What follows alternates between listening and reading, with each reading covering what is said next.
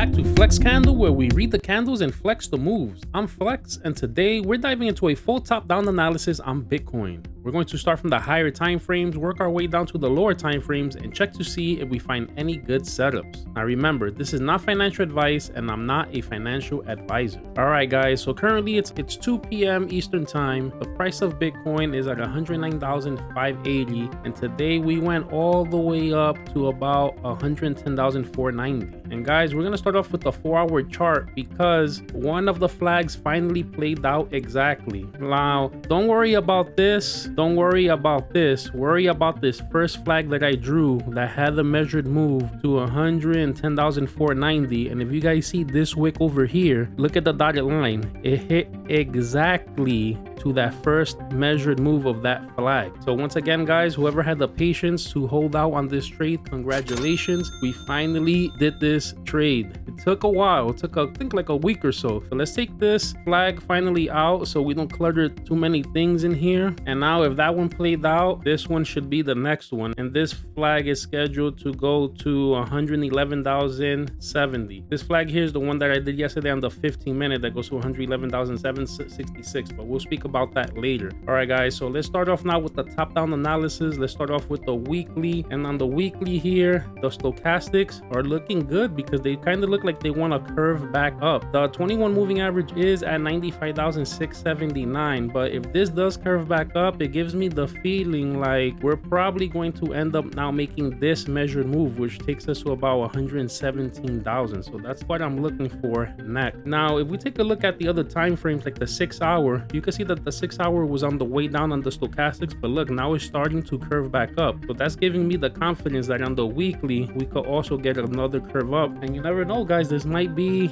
that leg we were talking about where we get to 120, maybe even 135. It's weird because it is the summer, but you know, history sometimes repeats itself, but sometimes, you know, things could also change. So we have to be open-minded for that. On the 5-day chart, the stochastics look like they do want to go down for now, but we're still above the 21 moving average. On the 4-day, we're on the way up. That's looking good. On the 3-day, we're still up. We're above the 21 moving average. That's also bullish. Now, the 2-day chart is the one that's kind of weird to me. We are above the 21 moving average. This candle closes in about 6 hours and 4 minutes, but this still looks like it wants to curve. So maybe after today's close, we see that maybe it just curves back up instead of curving down. Let's see what ends up happening there. Now, the daily chart is very interesting. About 2 days ago, it kind of looked like we wanted to lose a 21 and the 50 moving average, but yesterday we closed a good green engulfing candle, and the daily also looks like it wants to start curving up here. So far we have another green candle, again 6 hours before it closes. The 21 moving average is at $105,905, which isn't so bad even if we were to go back down to retest that. Now, the 22-hour chart, the stochastic still is pointing up, so this is giving me the confidence like that the daily still wants to curve back up. It's similar to the 6-day stochastic and the weekly that I was talking about. The time frame before it is still going up, so that gives me the confidence that the latter one is going to continue going up. On the 12-hour, we still are going up on the stochastic. The 10-hour, we're starting to get up here. We're getting a little far from the 21, which is at 107,573. So far it's a red candle, but we still have about 2 hours before that one closes. On the 8-hour chart, we're getting toppy, but again, we're above the 21. This is kind of flagging out, so that's looking bullish to me as well. The 6-hour chart, we're getting up there. The 4-hour chart, again, congratulations to whoever got that trade. Currently, we're waiting now for this flag to play out. Again, to me, this is a winning trade because we got half of the measured move so far, but we still do have legs. As you can see, the stochastic still want to go up. The RSI is pointing up, but that looks to me like the next flag that is going to hit. We've been on a roll so far. I think we've gotten like 4 good trades in a row. Now, on the 3-hour chart, stochastics are starting to get toppy. This is starting to look like it wants to roll over. The 21 moving average is at 107,779. Now, remember, guys, tomorrow is July 4th here in the United States, so that is a holiday. The day the stock market closed at 1 p.m. Eastern time, I believe, and tomorrow they're going to be closed. So maybe there might not be so much movement in the market. I mean, the crypto is 24 hours. Now, on the 2-hour chart, we're already starting to head down. The 21 moving average is at 108,527. We want to make sure that we stay above that 21 moving average. And now here on the 1-hour chart, we have bearish divergence divergence, on the RSI, and also on the stochastic RSI. We're on the way down. We kind of lost a 21 moving average here, but now we're starting to regain it. We have about 2 minutes, it says here, before we close this candle. It looks like we're going to close positive. RSI looks like it wants to go up. We're still going sideways. Yesterday we were waiting for this 21 moving average to catch up to price. We finally did, so maybe we will get a blast up. Just like something on the 4-hour chart, the 21 moving average is at 107,730. So we're close enough. As you can see, this is also flagging out, so it looks like that might be next. Now, yesterday I left you guys with a anticipated flag. Now, we could play this 2 ways. We could either, one, readjust this flag, obviously, because it's gotten longer, and we could say that we're just in a rectangle here going straight. It still pretty much gives us the same measured move, right? We already broke out a little bit, broke back in. Or I redrew this yesterday because I saw that it was kind of falling down into some type of a falling wedge, and on the one that you guys didn't get to see, I have a falling wedge, and now we really broke out most of it. This one now, the measured move I think is a little bit less, and this one will bring us to about 111,111, all ones pretty much. The only thing I'm not liking about this is that this kind of looks like a double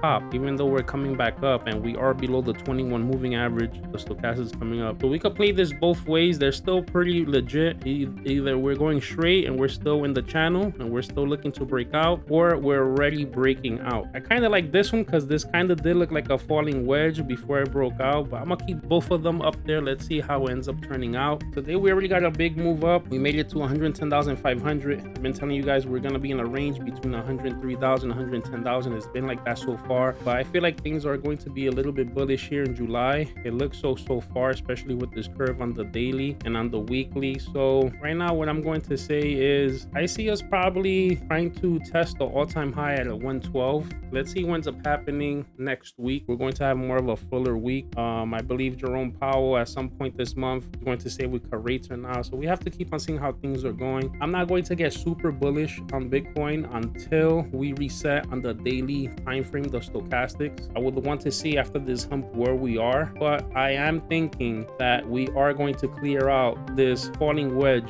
that has been here forever at 117 at some point this month. So guys, that's the breakdown. If this gave you clarity or a setup to watch, do me a favor, like, drop a comment, subscribe, and if you have a stock or crypto you want me to go over, drop it in the comment section. This is Flex Candle, where we read the candles and flex the move. Catch you on the next chart.